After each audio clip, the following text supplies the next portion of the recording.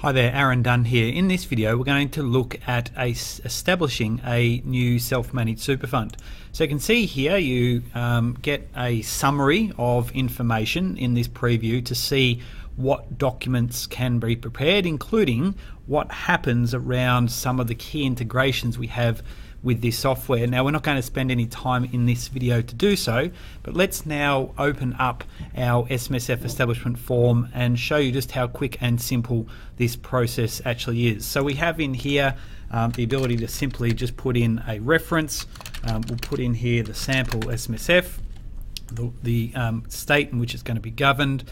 We can then put in the address. Importantly, it will pick up the address for you in here, or if not, you can manually override that address. So if I just again put that information in and we can choose that address there, it then memorizes it throughout the rest of the form. So we're looking for here the address of the meeting.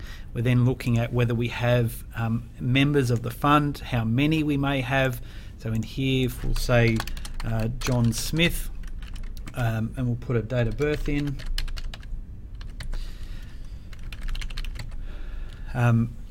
It will look to verify the tax file number. It doesn't necessarily mean that it has to be correct for the purpose of this example, but that's just to highlight that for you.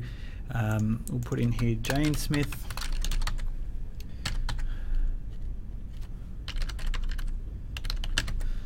And again, we'll just put in a tax file number, Jane's address. Now here we're looking then for individuals or companies. So if we have a company here, we can then of course put that information in here around the address and so forth.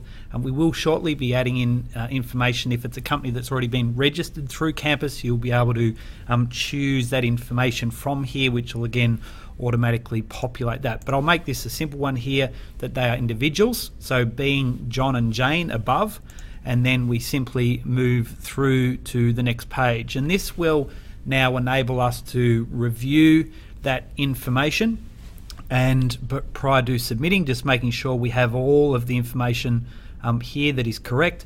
Now, subject to whether you're a gold member of the SMSF Academy, in this instance I have that status on here, so it simply bypasses the pricing. If you are a member at a lower tier, our silver or bronze or free members, it is at this point that you would then naturally go and pay for the actual purchase of these documents. You then can put in an email address for it to be delivered to, and then that document will simply generate and send that email to you. So what we'll do now, it will take a couple of minutes for that document to generate, and then I'll show you the final outcome and delivery of those documents. Okay, so now that we've generated the document, the first thing that you'll get is a confirmation email of your new SMSF order.